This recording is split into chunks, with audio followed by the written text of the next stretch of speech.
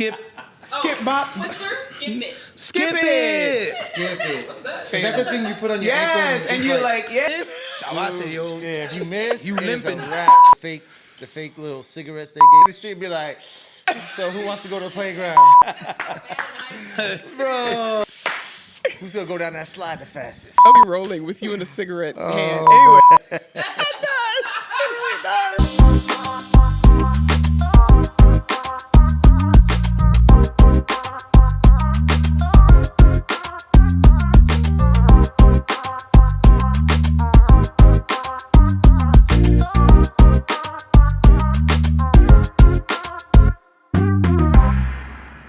Welcome to Off Mic with Ivory. I'm your host, Ivory McDonald. I am so excited for this conversation. Thank you so much for joining us today.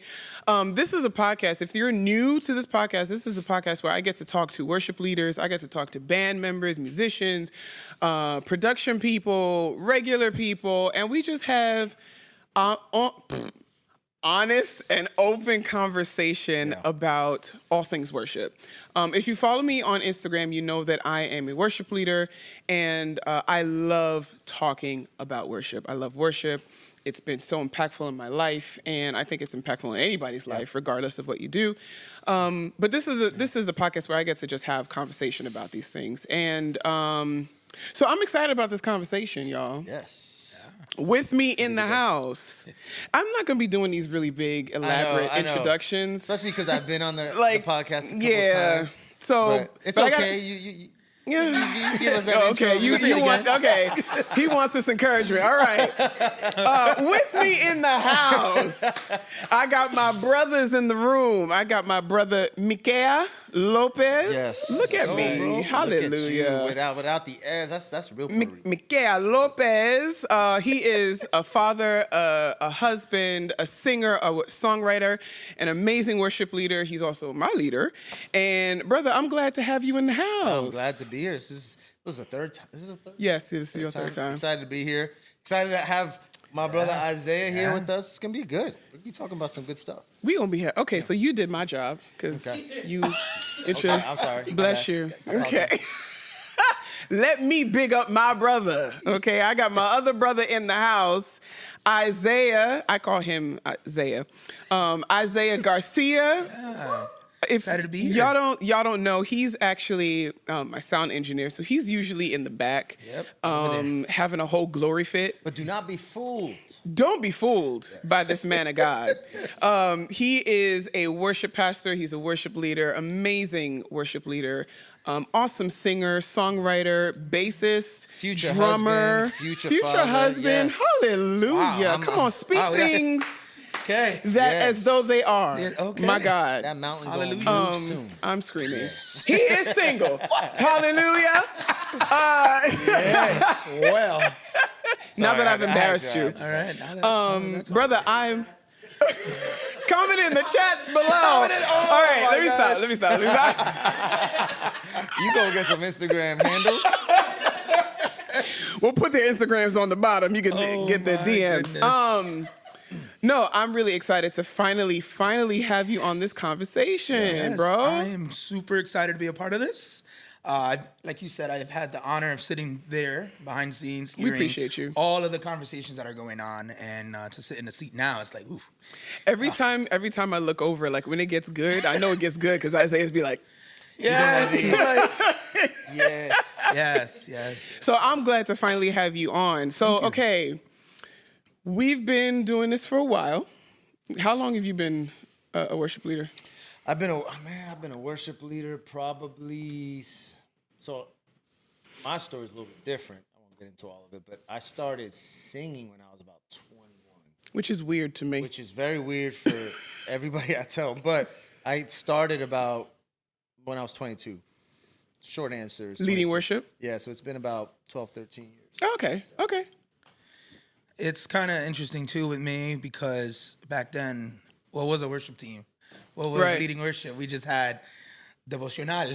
Yeah. Grew up in a Spanish church. Okay. So I started taking part in the church. I was 9 years old. I would sing and play bass or sing my coritos on the piano or back up my mom. And that's when I got to lead. But it wasn't until It wasn't until I was really early 20s, Okay. like 18 to 20, where I actually now understood the assignment of this is what you're doing. Yeah. Because it's one, I don't want to put the cherry in front of the horses, but it's like, it's one thing to just, you're doing it because this is what the paper said you had to do and your mom signed you up and you got to go lead worship now at this church. But then and from that to, oh, this is a thing, this is an assignment, this is a role, this is a department of a church, this is, so that was around 18 to 20. So how many years Isn't that ago? crazy? Like, because he's talking about like how it's actually like for some churches as a job, but when we grew up, it was, I mean, dude, like when I first told my mom that I was gonna be a full-time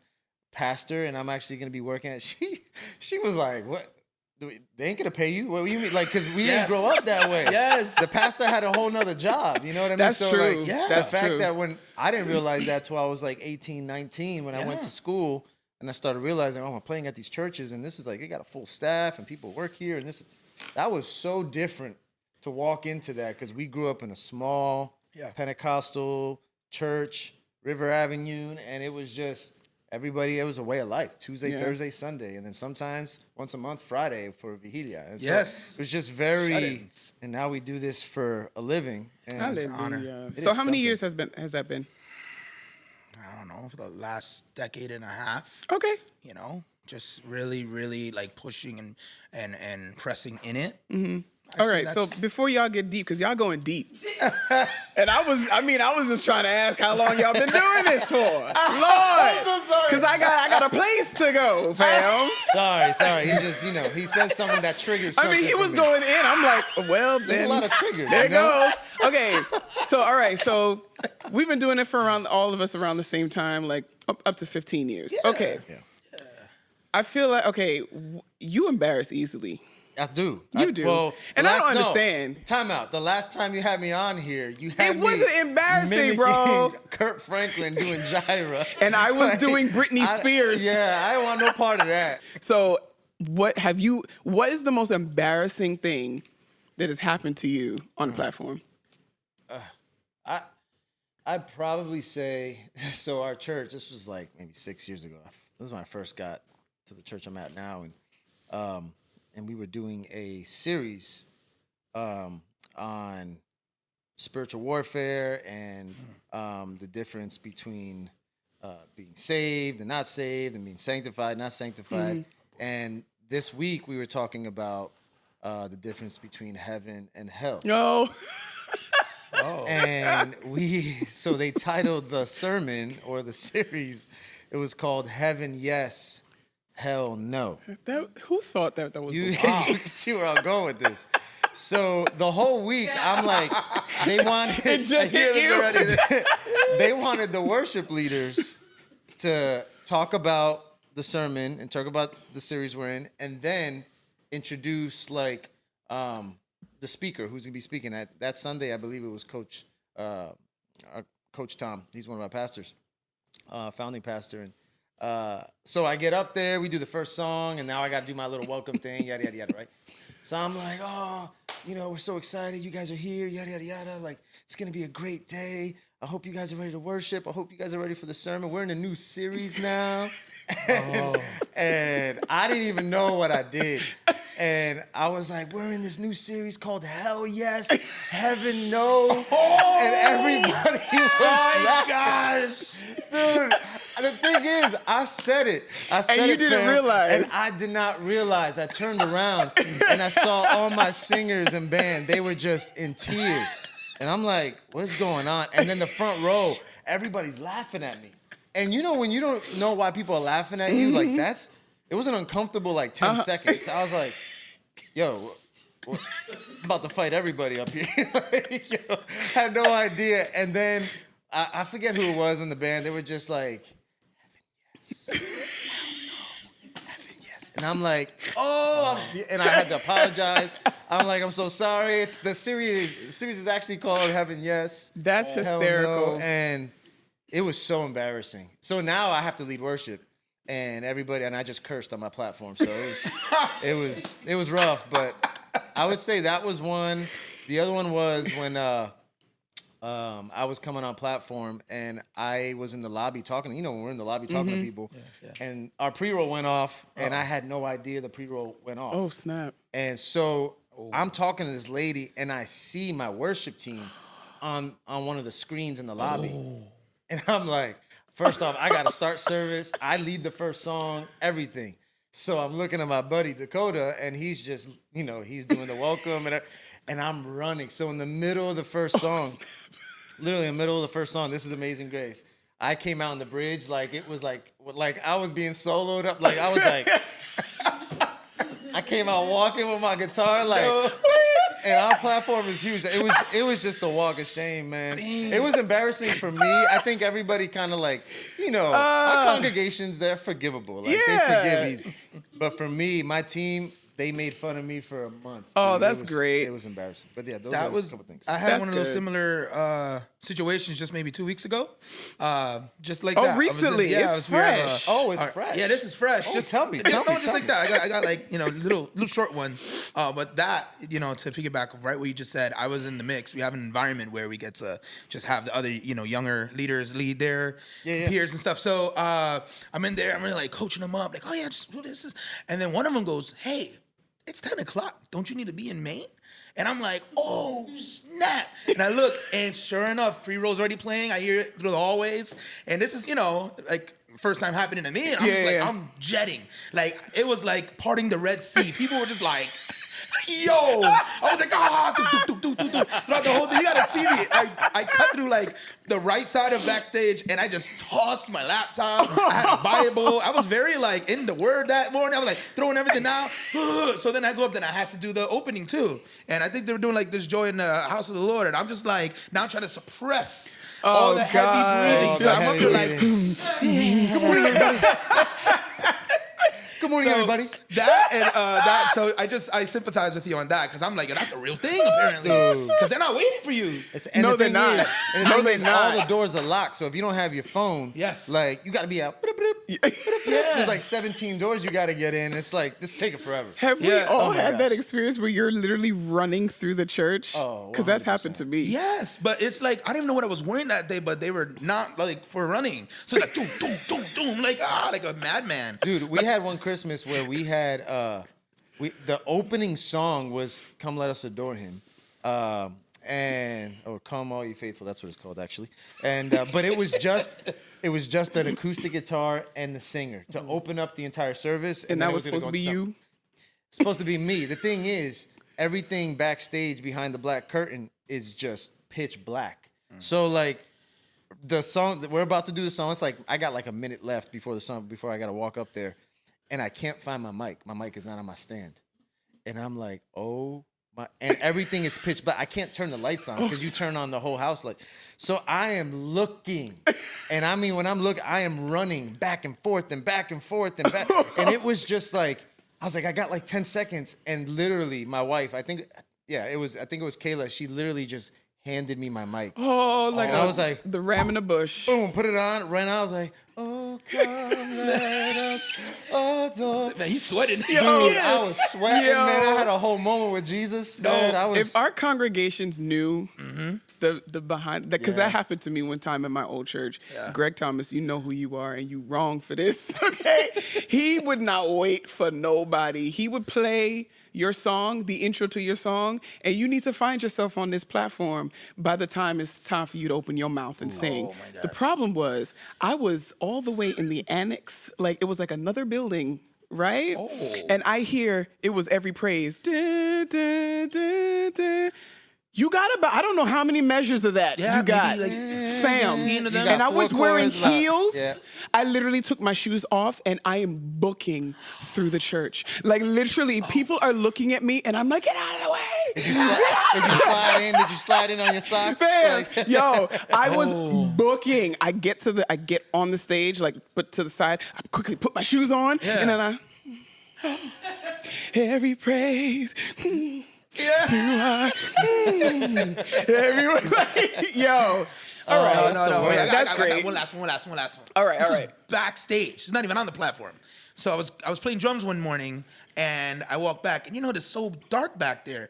Our senior pastor's already up there. He's getting ready to, everyone kind of sits down. So I'm walking down, and right where I'm walking, if you visualize it, there's the projector screen. Mm-hmm. So I misstepped the last 2 steps. No, you remember you walking down to go fell. out. So I fell down the steps. I caught myself, but I missed. Like I did a giant leap for mankind type of thing. So everyone's quiet. Senior pastor's like preaching. Like right on the other side of the screen is already like the front row. So when I misstep, I just belted. Oh God! It's so. No one knows what happens, but all you know is that the first few rows heard someone in some deep travail going, "Oh God!" Yo, I can't breathe. my supervisor, Okay. Matt was like, "Yo, you good, bro?" He's like, "You just like the battle belongs to you. You should have just finished it." Oh God, the battle be. Yo, man, I'm just so happy that I was backstage. But that came with its own crushing. I'm literally crying. Yeah, I'm okay. sorry. I had to let that one go Oh, That is hilarious. though. Yo, that's phenomenal. God. Okay. Now that has nothing to do with what we are talking about, but it's amazing. All right, y'all. Let's pull it together. So we are talking about today. We are talking about practicing the presence of God. Yeah. And I'm really excited to have this conversation because I wish we had this conversation when I was first starting off as a worship leader. I would have saved me a lot of stuff, a lot of confusion. So, okay. I remember the first time I heard about practicing the presence of God. I used to hear that from my mom all the time. She used to always talk about practicing the presence of God, and she got it from my grandmother. But I didn't really know what that was, right, growing up. Yeah. And then we had this worship leader at my old church, and he was just a phenomenal worship leader. Like, it seemed like every time he opened up his mouth to sing, heaven would come. like every time. And I wasn't worship leader at all. This was like years and years ago. And I remember just being so amazed by that. And I'd be like, yo, how do you do that? Like, how does that happen? And then when I became a worship leader, he would say things like he would talk about finding the pathway in that last story took me out, bro. I'm sorry.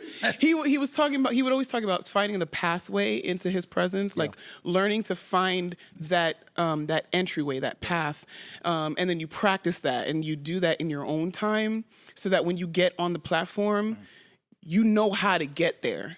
You know what I'm saying? You know how to take yourself into that place instead of like you get there and you're like, it takes you like 3-4 songs, to get into his presence.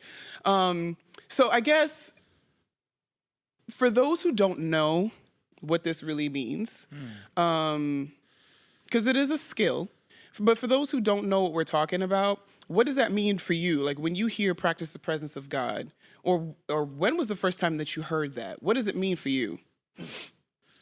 Well, for me, I'll start. It wasn't really a thing until I was recommended a book called "Practicing the Presence of God" from Brother Lawrence. And but before that, I didn't really understand what that meant, because I'm like, how do you practice? Right. I used to have this stained view of, I can't practice that. That happens when you're in worship. That happens when you're on the platform. Yeah. I can't go like, we'll just figure it out and go. And so in my head, it'd be like, because I used to think that people were trying to extrapolate what's supposed to happen in, where. And so it wasn't until I had a conversation with one of my pastors about it. You realize it's an everyday thing. Yeah. And it's not. I guess one of the things that I really felt led to share on this is that we're so intimidated when we hear that. Yeah. When I heard that, I'm like, yeah, but how do I do that? Where do I start? Where do I begin?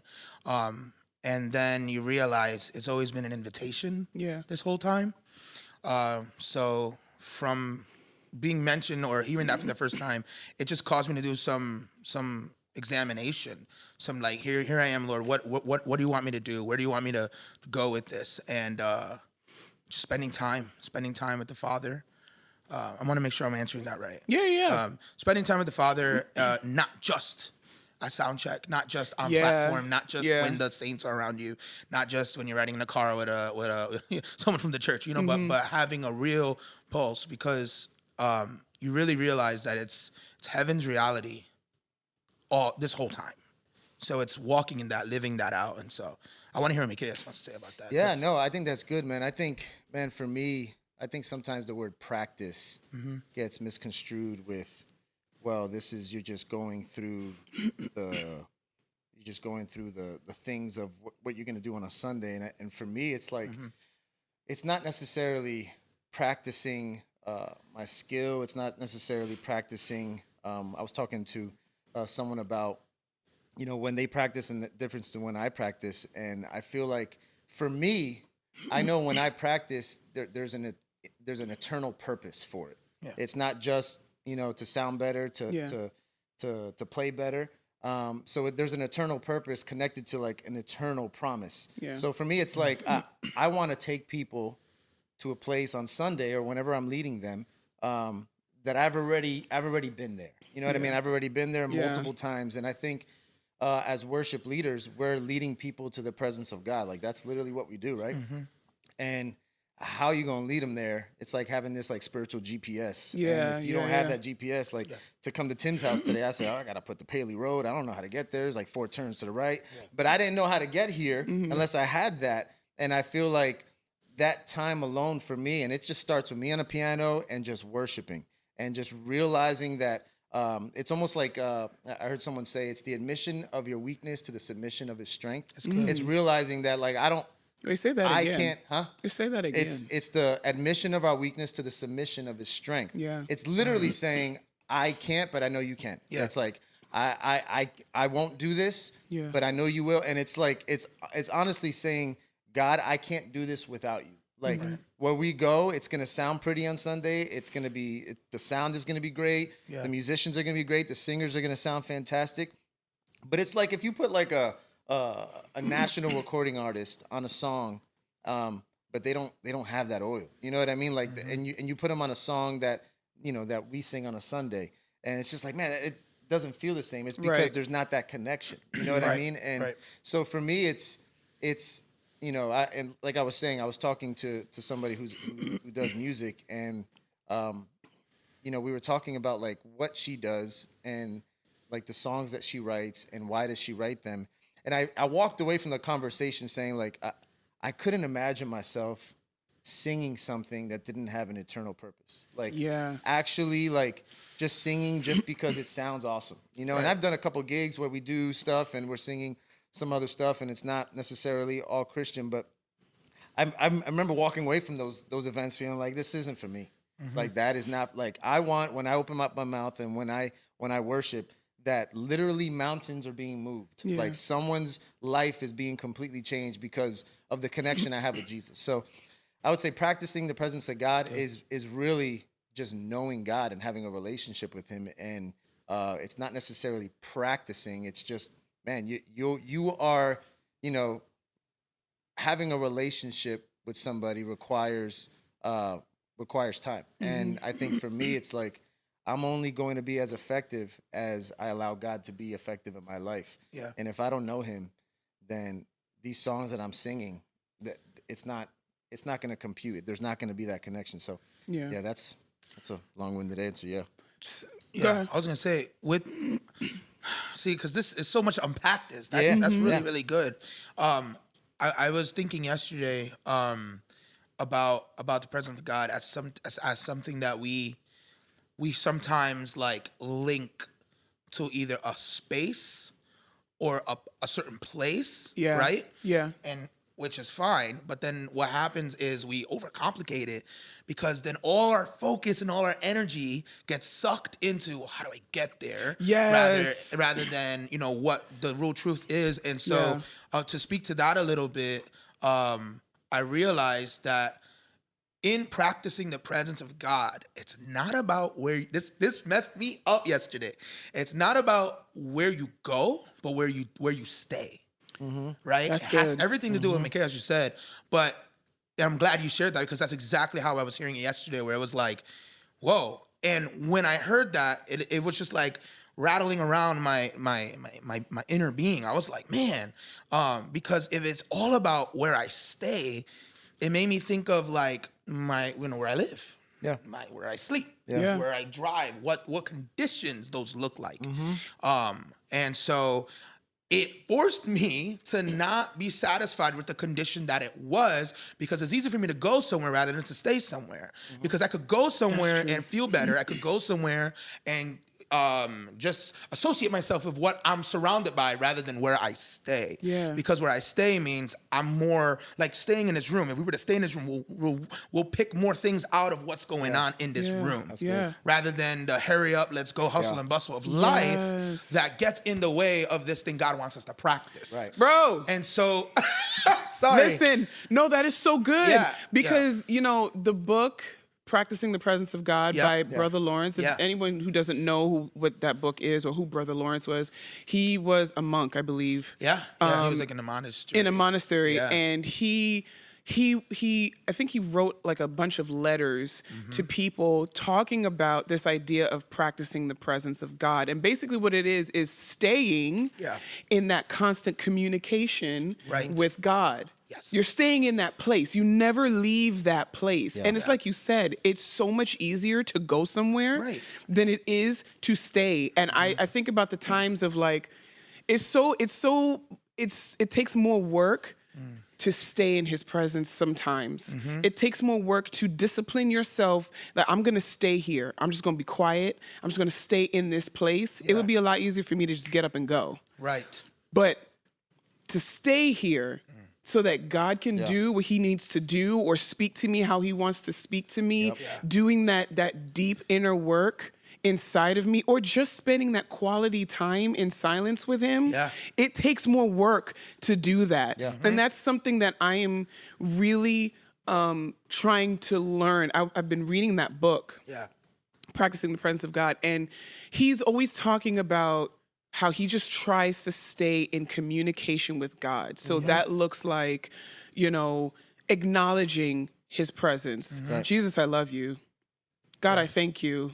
Just keeping that dialogue open. And he talks about like whenever even if you're busy doing something or recreation, like you stay in that place. And whenever he finds himself kind of like maybe not as in communication, he just brings it back. Yes. And it's like, it's not the hour before service that you spend in prayer or the hour in the mornings when you spend before your day starts. It's the way of life.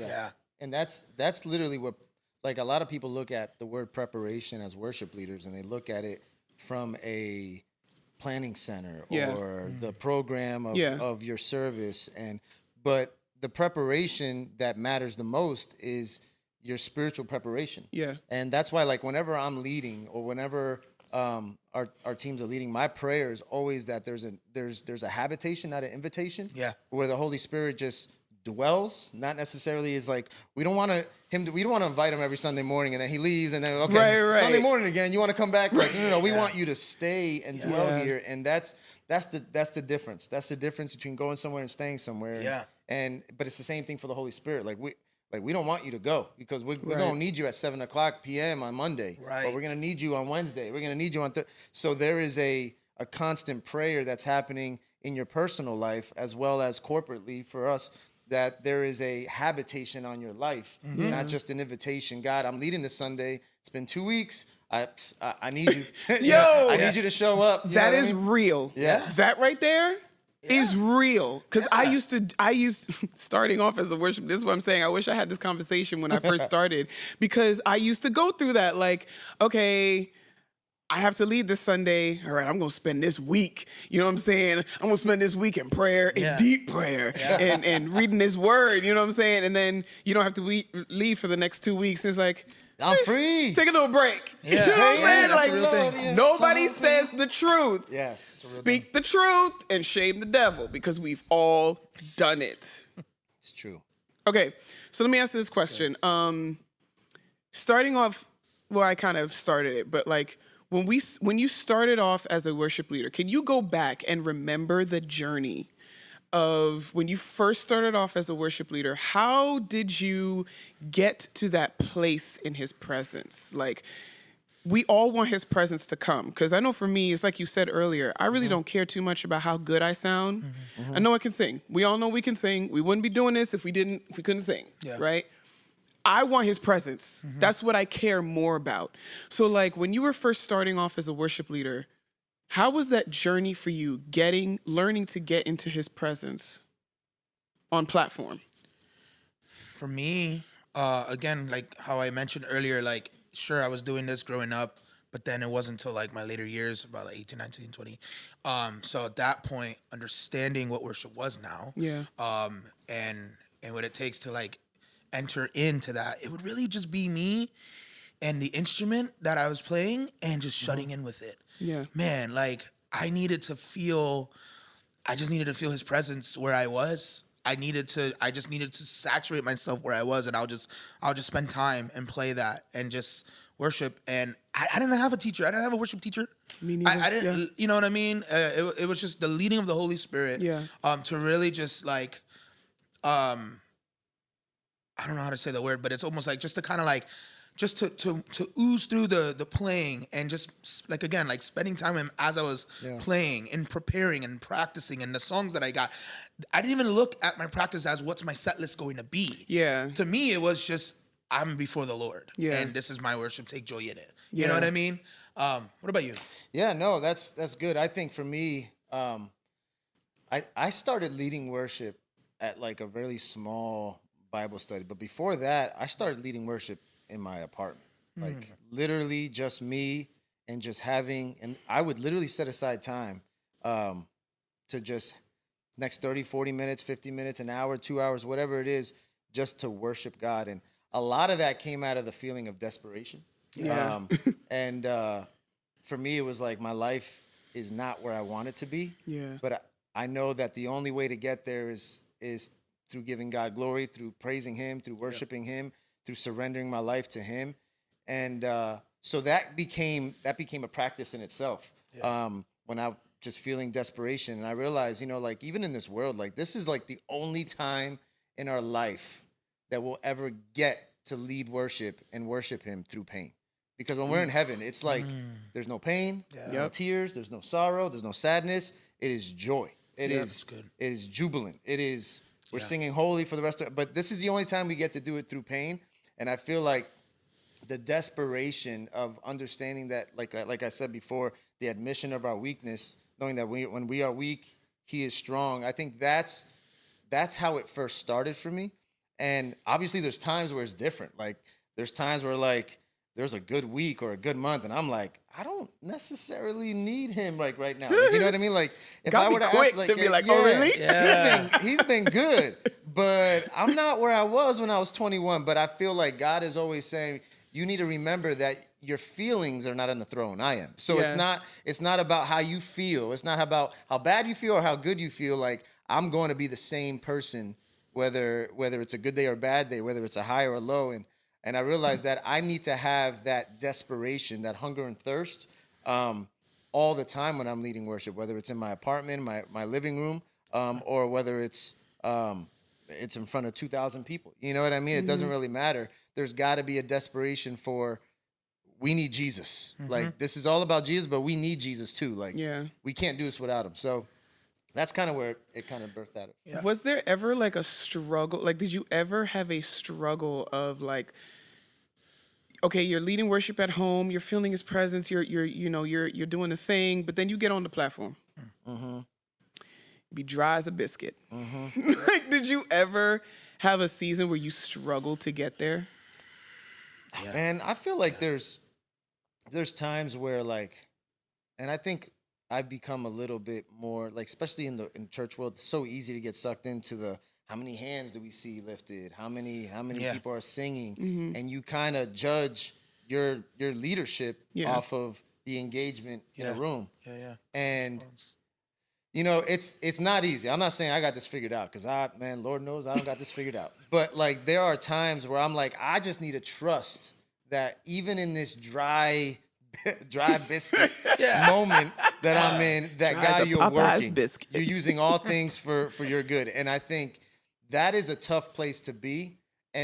But those are the moments, like Ivory, those are the moments that I feel like, okay, I can't just rely on the talents and gifts you've given me. Like, I need you to intervene. And so there like, I know when I lead worship, like, there needs to be an oil, there needs to be an anointing from the tops of my head to the bottom of my feet, because like, my skill isn't going to save this room. Like, my gifting isn't going to, these songs are not just going to, like, it's got to be the presence of God. People have to encounter him. And, but yes, to answer your question, there's definitely times where I feel like, man, they didn't receive that like I received it last Wednesday, and when I was in my living room, and I was like, this is about to be a good moment. Like, no, it didn't go that way. Like, but you got to realize that God could use that moment to bring you back to, you know what? Maybe our relationship hasn't been the same, the past couple of weeks. Maybe we need to have a little intervention, talking about my personal relationship with Jesus. So totally been there. Man, those are unmistakable, unforgettable moments. Oh, fam, for sure. And a lot of times though, it's literally just been like, because I still see it as like God being so gracious to teach me something. Yes. You know, where I'll go in and I'm like, man, this is about to be sick. This Ableton thing here, got this song over here. This song goes great into this song, and then you're having a blast. You're not even thinking about just the things, but then at the same time, you're striving. Now you're working towards something that God at the end of the day wants you to yield and surrender to. Yes. And so what it showed me sometimes, it was just me forcing my hand where only his hand could go and move certain things. And then there were times where I missed it. Yeah. And I had to go up there. Can I be frank? Can I be transparent? Fam, yes. You miss it? And that's the scariest, most... Yes, it is. Like, you're dying on the inside Oh, feeling. my God. When you know that God literally put you there to watch. Dude. Remember when you were younger and you would get reprimanded? Oh, yeah. And you'd have to like sit and watch the kids play? You on discipline for a year. Yeah. I'm like, bro, it ain't that serious. Just sit like, and watch them play Nintendo. No Nintendo, because everything was Nintendo. It didn't matter if it was GameCube or Xbox, Nintendo. Yeah, like no Nintendo. And I'm like, dang, yo. And you have to be up there, and you would just have to like, it's not about sulking in your field, but understanding like, wow, I don't want to miss this. I don't. And so, but yeah, I've been there. But you know, it's funny. We had a moment. This was a couple of months ago where we led at the 8:30.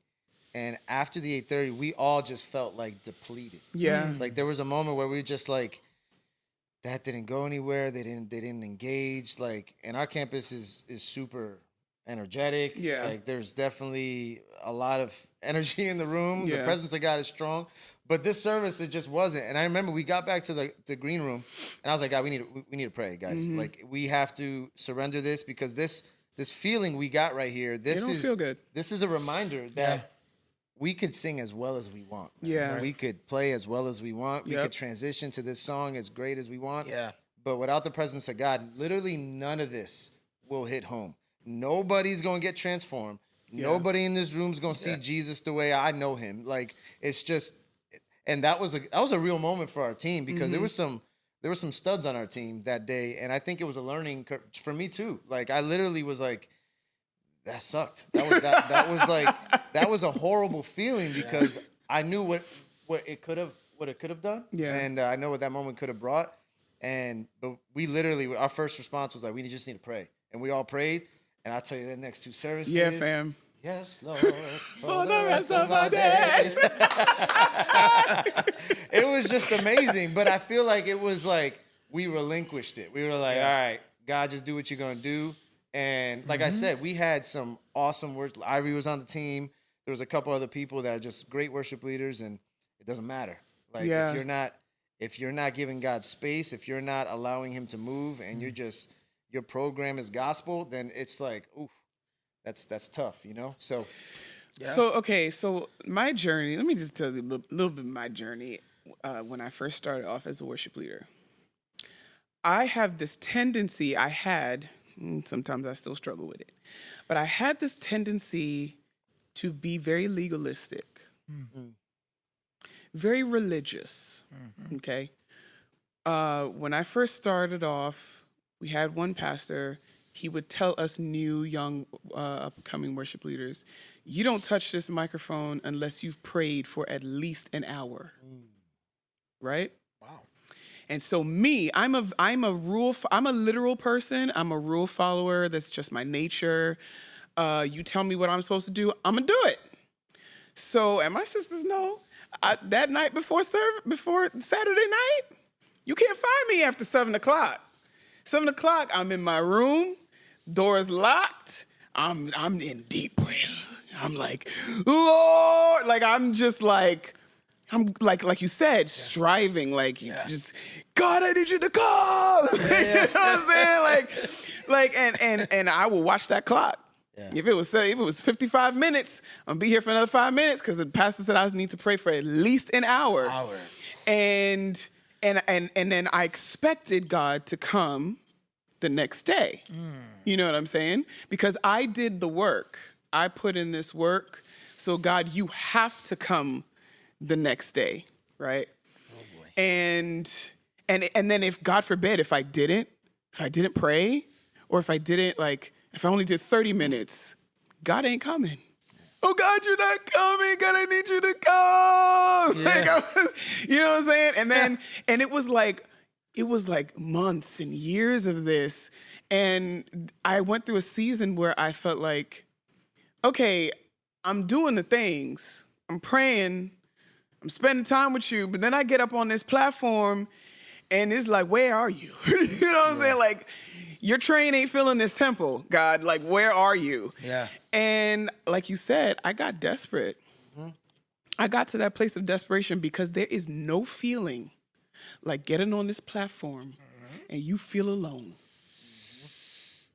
Oh, yeah. Like I know every moment of when I have felt that way. Yeah. And I was like, I got to this place of desperation and I was like, God, I need to know, what am I doing wrong? Right. What am I doing wrong? And the Lord was like, it was kind of like what you said, you don't want an invitation, you want a habitation. And the Lord was like, you compartmentalize me. Like, when you know you're supposed to lead, I got very convicted about this. You know you're supposed to lead, so you spend like the 3 days before spending time in prayer and reading your word, and you expect me to come as if I'm obligated to come on your time because you put in this work. Yeah. One, it's not about you. Right. And so when and then I would notice that I'd be in service, I'd do worship, and I feel his presence, and then you get off the platform, you go home, and it's like, you kind of like, I'm free now. I'm relaxed. Yeah. You know what I'm saying? Like, I can put God back on this shelf, and I'm gonna just go ahead and sit here and binge watch this show. You know what I'm saying? Like, we've all done it, fam. Oh, and the Lord was like, you compartmentalize me, but I want to dwell with you. Yeah. Like, this can't be the Saturday before. Right. This has got to be your lifestyle. And I started learning to, okay, I got to take God with me everywhere. Yeah, exactly. I got to be about this everywhere, all the time. Yep. So that by the time I get on the platform, I've practiced, I've learned how to dwell with God daily, so that by the time I get on the platform, we just doing what we've been doing from Monday to Saturday. That's right. Sunday is just a residual from what you did during the week. Yeah. You know what I'm saying? Yeah. Mm-hmm. Yep. That's it. I'm over here like recounting everything. I'm like, man. Go ahead. Well, because like in what you're saying is like we end up kind of making it feel like I'm just hearing now how I said that's it. Like Se acabó. No. Podcast is over. No, that's it. Because in my head, I'm like, yeah, eureka. Because it's like we get into those like those modalities of like, you know, man, like 'cause the way you were just saying it in my head, I'm like, yo, this sounds like a laundry list of things that need to be done just for X, Y, and Z. And like you said, and it's like, no, it's not that at all. You know what I mean? Like it's not to be a strenuous thing. Like it's not even something that's supposed to feel like you're doing something. Right. Which is even crazier. Right. You know, it's like, so I wrote here in Psalms 91, he that abides in the shadow, right? The Most High. So can I You can want I read that little? You want the word? I got it. Okay. I got the app. I got the I word got app. got my sword. And he took his phone case off. Yeah, He It sure was- did. It's neon green, Yeah, why don't you just beloved. put it back I on, knew, bro? I knew this was coming. I didn't know No, when. man, it's okay. You don't But need to listen. be your phone butt naked out here, man. Come on, just put it. Put some clothes on your phone, Because fam. here's Come the on, thing, man. I'm hoping this encourages not just ourselves in this room, but like those listening, because like right to this point, it's like, yeah, like we're getting there and we're hearing what we're saying, but it's like, man, doesn't this feel daunting? Yeah. Doesn't this feel like it takes work? Yeah. Yeah, I mean, yeah, but it's what you surrender. It's in the, like what I said, it's like in the yielding, in the surrender, but like that, what is that? What does that mean to people? But like Psalms 91, I won't read the whole thing, but it says, he who dwells in the secret place of the Most High shall abide under the shadow of the Almighty. I will say of the Lord, he is my refuge and my fortress. My God, in him I will trust. Surely he shall deliver you from the snare of the fowler and from the perilous pestilence. He shall cover you with his feathers, and under his wings you shall take refuge. His truth shall be your shield and buckler. You shall not be afraid of the terror by night, nor the arrow that flies by day, nor the pestilence that walks in the darkness. So you read all these things, and you're like, this is what I get to be invited into. Yeah. By way of practicing this presence of God, to abide, you know, to stay in that place. These are the benefits of it that we don't think about. Yeah. Thank God he put it in his word so we could read it. So we were like, oh, that's why we gotta do that. And that's why it's outside of the what man may say in a sort of in a sense. But yeah, I'm sorry. I needed to put that out there because it's like, man, like sure you'll hear like the little stuff because everyone tries to formulate these things. Yes, they do. And there's no formula for that. Can't. Yeah, I mean, there's definitely a difference between sanctification and like legalization, like the whole like legalizing what I'm supposed to. Because when we grew up, like you weren't allowed to cross past the like we had. So like we had my drum set was in the corner, and anytime I would rehearse to go to the bathroom, you gotta cross the altar to get to the other side. So my church was kind of ghetto. We had like the bathroom, you got to walk through the front, not to the back. It was totally different. I remember. So you go in the bathroom, I know churches like everybody that. know you going to the bathroom. Yeah. Like, it's not about like you ain't about to hide that. You ain't gonna act like you on your phone. Like no. That person's going to the bathroom. So when I would rehearse, I realized that like because it was told to me that you don't go on the altar unless you prayed up. Like so, I would go to the drum set. If I had to go to the bathroom, I'm walking all the way up because I had this fear. You know what I mean? Like, and it wasn't a healthy fear. Yeah. You know what I mean? It wasn't like I fear the Lord because I know He's great and He's good. Like, no.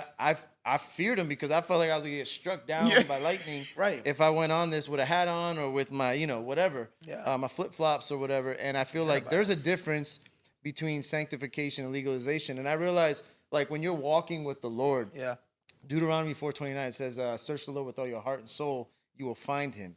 And I always, whenever I'm leading, I'm like, God, give me something new. Give me something new. It's funny. The other day, Kayla, we do this like online shopping, and well, she does the online grocery shopping because I want to correct that before she watches it. She'd be like, "Excuse me, I do that." So she does it, and we get the groceries, bring them inside, and so when you're married, there's things that your husband does or your wife does that are just like kind of set you off a little bit. And there's times, Kayla, I love you. There's times where she puts the groceries in the refrigerator without taking the old ones out first, because what happens is you got the new ones in the in the fridge, and the old groceries are in the back, and now to get to that new, to get to that old carton of milk, you got to go through all of it. And it was funny because I was telling her, I was like, Kayla, when you get new groceries, take the old ones out first, then put the new ones in so we can finish the old ones, and then the new ones are just now in the front. And she was like, whatever, this and this and that. And I started preaching her. I was like, sometimes you got to take the old things out first. Oh, my God. And then you got to put the new thing. But I feel like there's times where I'm like asking God for something new. And he's like, well, you got to take the old things out. Like Paul says, examine yourself. So I'm like, all right, what are things that I've compartmentalized Jesus on or God on in my walk or in my leading when I lead worship? And there's times where he's just like, you got to take the old things out so I could put some new things in. You know what I mean? And so for me, that was funny because I was preaching that to my wife and I walked away and I'm like, but yeah, that's me. You know, like, but that's what I do. Like she does it to the groceries, but I do it in my walk. I'm like, man, I gotta fix this. But it's true, man. Like a lot of what we do is like from our roots. Yeah. And if we don't kill those things, you know what I mean? And spiritually, I feel like those things, they kind of, I don't know, they kind of re-evolve in our life and kind of. It's definitely something that I still do wrestle with today. Yeah. And you know what started breaking me out of that? I started watching my brother Colin. He's been on this podcast like a lot. And I would notice like I'm over here travailing like Jesus. And then I would notice he would lead and I'm be like, God, I got a bone to pick with you, sir, because I pray more than he does. I be seeking you a lot harder than he does. Like, for real, fam. Like, he was just over here, like, bopping, like, Justin Timberlake, fam. And I'm, like, over here, like Hillsong. Like, you know what I'm saying? Like, you supposed to show up for me. You know what I'm saying? But God would come so powerfully. And it was like, God was like, you need to calm down. Yeah. Okay? Like, because what I would notice with Colin is like, he just lived it. He knew he was a child of God. He's a son of God. He lives this, you know what I'm saying? And for me, everything was very much like, I got to follow the rules. And it's like, God, it's like, I'm not obligated to your rules. Right. And the Lord had to really teach me. I was like, well, then you got to show me how to do this because I don't know how to do this. And that's how I started really learning to rely on him. Yeah. Like really rely on him. Do you think that the way in general we do church. Now, when I say we, I'm not just talking about like us where we are currently. I'm just talking about church, capital C church. Yeah. Do you think that maybe not on purpose, but the production aspect, how we try to make things big and we try to create things and creating all these special moments, these creative things, do you think that sometimes that can distract us as worship leaders from really seeking God's presence? Like, yeah, I see what you're saying. I think yes and no in the aspect of like your leaders and what they make the main thing. Oh, Your Siri is my just... Siri. Wow. Siri gonna answer this question for you. Go ahead, Siri. You want to answer this? Oh, no, I'm just kidding. Oh, man, that's funny. Okay, I thought I'd turn that off. No, but what I'm saying is I feel like God can move in the simplicity and he can move in the complexity. Like, I feel like he can move. If he could use a jaw of a donkey, he could use anything. And I think what you're saying is, do we make church almost too sexy sometimes? Yeah. I don't know if that's the right word to use, It's but I'm fine. going to use it for now anyways. But like, do we make it too appealing to the world, or are we making the presence of God the number one thing? And I think it's case by case. I don't know any other church. I know our church. I know our campus. And Jesus is from the beginning of service, the middle of service, to the end of service. Like, that's what we're preaching. Mm-hmm. That's what we're singing. That's what we're ministering on. And so I think for me, it's very easy. I should say it this way. It's very easy for Big C to make church about the program, to make church about the production, the lights, the cameras, all that, the staging. Although I think that stuff is important, and I think doing things excellent is super important to make it easy for people to worship. You know, but I do think there is a crossroads and there is a tug of war with, okay, is this too programmed or is this too polished? You know, and I think, you know, it's one or the other. Like you kind of want to be.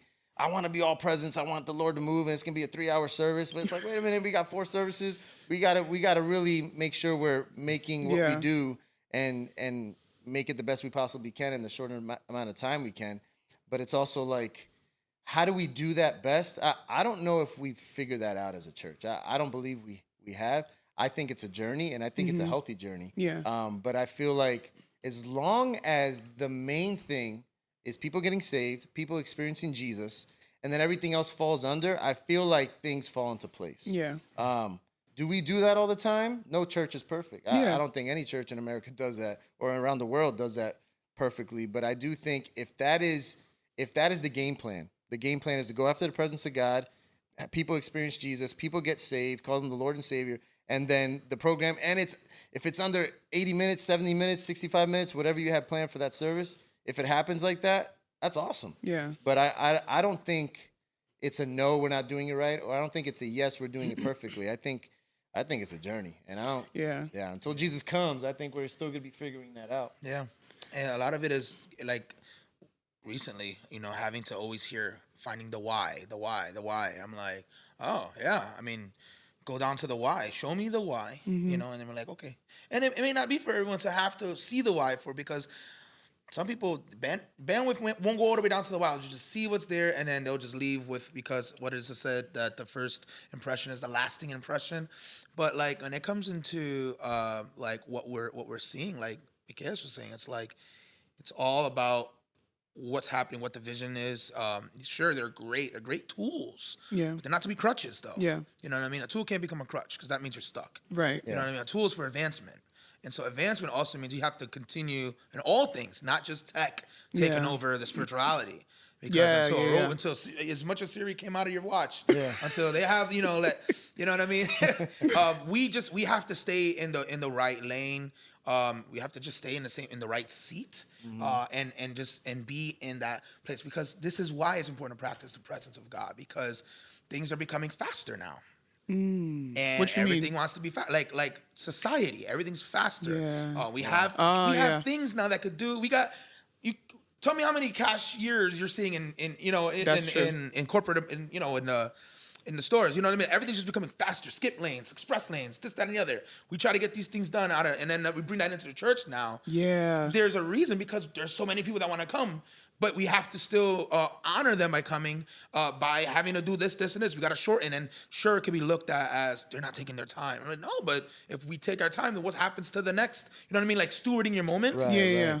But because things are moving fast, that's why it's important that us, as the body of Christ, are still taking our time. Yes. Yeah. In a society that's getting faster and faster and faster, we need to make sure we're taking more and more and more time. Bro. Now, we can't just sit and let the rest of the day go by while you're sitting kumbaya, my Lord. Yeah. You better preach. No, you just have to know. And I'm speaking to myself, and I honestly feel like this is for all of us, but it's like, in the moments that you're doing whatever you're doing, like, take your time with that.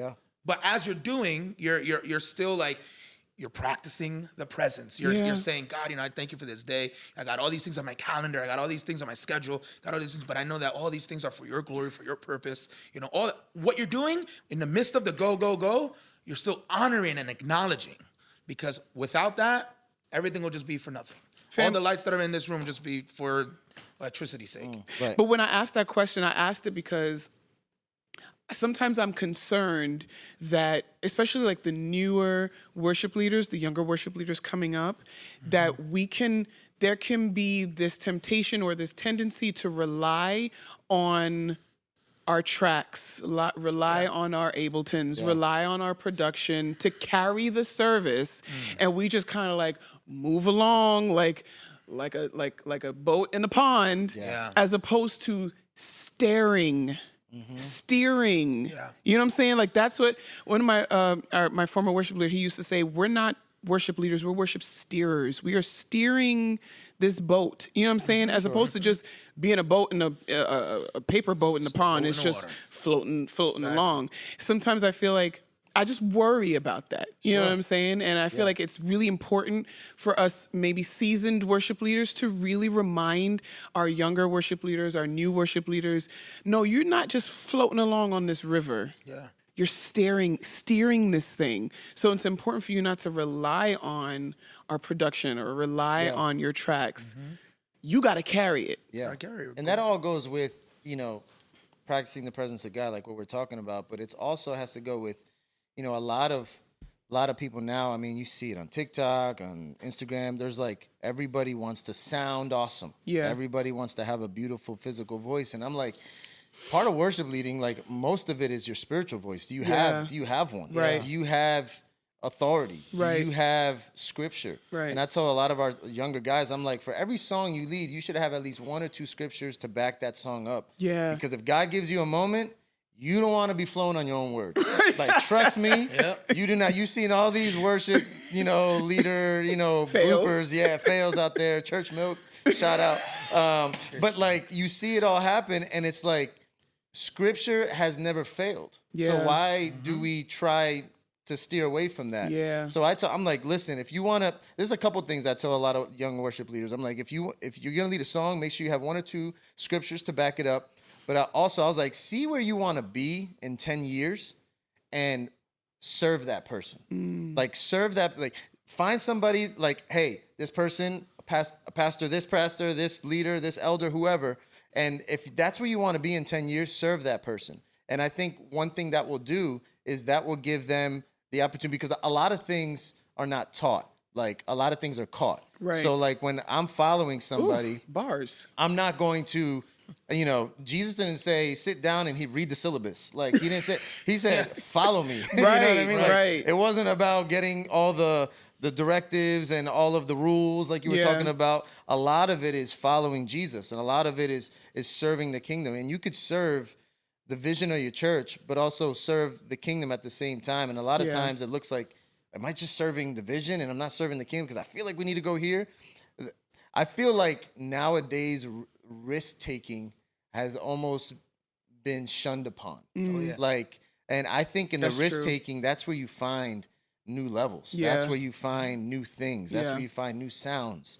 That's where you find new, just different things that the Lord is revealing. And I feel like it's not like we're risk-taking without a plan, right? Yeah. But we're risk-taking because we're saying, God, this is up to you anyways. Yeah. So I'm not just gonna follow this program like it's the playbook and it's gospel. Like, I want to follow you, right? Yeah. And I think you could do both at the same time. And it obviously takes practice. It takes reps. But I feel like if you could lead a service where people are feeling the presence of God, and you're serving the vision of your church, and you're serving the kingdom at the same time, those things go hand in hand. Yeah. So. All right. So practically, I know my team is like, hurry up. If you're getting to the practical. Yeah. We wanted to ask a question. Go ahead. Ask the question. I was just gonna say, because you mentioned earlier how all this could sound daunting, practicing the presence of God, and so I was gonna say, if you guys could each just walk us through your day to day, how you live this out day to day. Oh, that's good. What does it really look like amidst all the temptations and the stuff and all the things you're doing, the busyness and the stress? Like, what does it look like so the people can know, like the do's and don'ts, or even not striving? How does not striving look like? That's good. Yeah, I'll start. So for me, it starts by being a good father, the best father I could possibly be. And I know there's days where I'm like, I'm not doing a great job of this right now. It starts with being a good husband. It starts in my house. Yeah. And it starts because worship is not just music. It is a life surrendered to God. And I think for me, that's where it starts, because I know if those things are good, then I without worry, I could worship God and say, like, God, now use me. Like, use me. And it starts with holiness. Like, you have to live a holy life if you want God to use you at the privilege He's called you to. That's good. And I think for me, as a husband, as a father, I've noticed that my leadership is only as good as my leadership at home. Yeah. Like, if I'm not leading my house right, because there's been, and I'm going to be honest, there's been weeks where I haven't been the greatest leader in my house. and I see how that affects me in my job. I see how that affects me on a platform. Yeah. I see how that affects me when I'm leading a worship, and I'm like, God, give me the word, give me the scripture. I can't think of it right now, and I'm like, because I got a million things I'm thinking about at home, but I feel like for me, it starts with holiness, and it starts with my house, and yeah. That's it. Well, what I would say is to start off would be on the what not to do or what not to confuse it for. It's not you locking yourself in for 8 hours, saying Jesus, Jesus, Jesus, Jesus, Jesus, Jesus, tearing in your room with like a pillowcase, like on your head, thinking that's like your prayer shawl or. The prayer shawl. And oh my those are God. great. There are moments for all these things. What I'm telling you, the reason why I'm being so exaggerate with it and a little comical is because we hear where our mind could go, what we think, where there may be times where you're going to need to lock yourself in there. Yeah. You're going to need to really get through that thing. But for something that could be done every day, it's not that, because how do you get through your day? Yeah. The day will go by. It's almost like, and I'll say this because this is the Lord just checking me. You can't wake up at 12 o'clock in the afternoon talk about I'm fasting today. Right? You over here thinking by what I'm not. This is a word. Come for on, myself you are ministering to somebody in and here. someone. But you cannot. Wait a minute, you can't? Oh my gosh. You can't? I mean, you were fasting in your spirit while you were sleeping. Everybody on 21-day prayers of fasting. Come on. Yo, avoidance is not sacrifice. Oh, that is good. You can't say, well, I'm gonna not listen to that. Not gonna do that. What are you gonna do when you work in a secular world? I am sorry to tell you that. So good. You can't just cover your ears and cover your eyes and people gonna look at you like, yo, what's wrong with you? Yeah. You know what I mean? And so what it's not is it's not excluding or trying, because it's like there's sanctification, there's consecration, that's in your personal time, but then there's a point in your walk where you really just you acknowledge. Yeah. Yes. You acknowledge. It's that simple as saying the same way I can acknowledge you no matter where you are in your faith walk. God, I know you are here with me today, I just thank you. Come on. God, I know you're here in this car. I'll never forget. It was getting to a point before I moved down here. I felt I as much as I had great people in my corner saying, yeah, this is the Lord, this is that, this is other. I was scared because a point came when I was driving by myself, and I'm like, God, what's about to happen right now? This is crazy. I'm about to let things go because we're talking about the presence of God, because it's not all just warm butterfly feelings. It's practicing it even in the scary parts, right? Yeah. Big decision, critical moments of life. So I'm driving home, and I'll never forget. I had this song on. I think it was Forever Yahweh, and I'm playing it. That was my song of that moment in my life and that season. And so I'm driving, and I instantly just bubbled out, and I screamed out of my mouth. I said, "It's been you this whole time." Because as I'm worshiping by myself, listening to the car, I felt this presence in my car, like someone was sitting in my right passenger side. And when I felt that, by acknowledging that he's always been with me, even in the worry, even in the turmoil and the stress that life brings, I said, it's been you this whole time.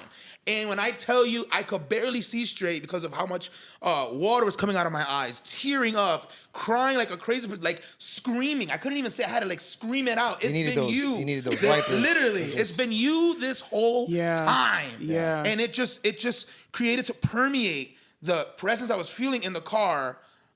Like nothing I could ever you just can't mistake, you can't forget it. Yeah. And so being able to do that, being able to have that understanding of wow, okay, because after that, I'll tell you, I was good to go. Yeah. It's just acknowledging. Go do what you got to do. Go bag the grocery. Go drive the bus. Go work in your 9 to 5, but acknowledge who's with you. Yeah. Because that's already step one. And I think because when we hear practice, we think steps. Yeah. There has to be a step one. It's acknowledgement. Yeah. If there's anything that's ever said or remembered from this podcast, is your step one. Because that sometimes is the biggest step we don't take. Yeah. And sometimes we don't realize that once you do that first step, just like anyone who's taking their first step, whatever it is that life is bringing you to do, it's like that first jump. You're trying to swim. You're scared. You're going to drown. You think about everything else. But the first step would be in application mode to acknowledge. to acknowledge his presence. Because in his presence, you'll find all things. Yeah. There's joy, there's strength, there's healing, there's deliverance. So acknowledging is already the open door. Yeah. And then the steps that you're taking, it's by invitation. And that's the other thing too. I don't want to go too crazy because we're over here trying to like war down the doors of heaven. Like, God, Why listen are we to all me. looking at me? God, listen to me. No, It's been a journey. God, listen to me because I'm here practicing your presence. It's been 55 minutes. Do you realize that the presence of God is this might mess up with some people, but it's an invitation. It's an invite. Because he doesn't it's like his glory. It's not just this thing that you could just plop yourself into. Yeah. You need to be invited into that. Yeah. Which is why as worship leaders, practicing your presence is so that you're in his presence and you're abiding in him. And like the other Psalms 24, I had to look quickly. Says, who shall ascend the hill? Him who has clean hands, pure heart, and a right spirit, or to paraphrase, these are the prerequisites, if there's anything, really. Clean hands, pure heart, and a right spirit. And then the rest, and then you're there. And then you just continue on from that. It's like there's an invitation to it. And the one thing I wanted to leave off and not like keep going into that was that to know, please know and hear that you are invited into this. Yeah. You really are. But to be invited comes with a posture. And it comes with some steps. And the first one is acknowledge. Then you have your clean hands, pure heart, right spirit. That you don't lift your heart to any idol. You know what I mean? Like, it could go on. We could be here forever. Like, I love this. Y'all better listen.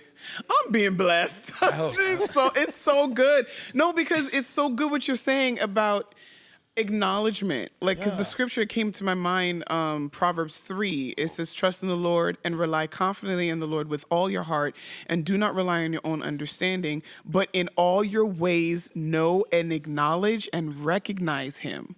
Like, when you think of the word presence, it's, to me, I think of relationship. Like, I'm in y'all's presence. Yeah. I'm with you guys. I'm spending time with you guys. I'm in relationship with you guys. Yeah. And that's what God wants. Like, everything you guys said was good. And to answer, the question, that's the thing that came to my mind even as you were talking is like, it starts with relationship. And that's the thing that I was missing for such a long time was relationship. The Lord was like, I just want you to be with me.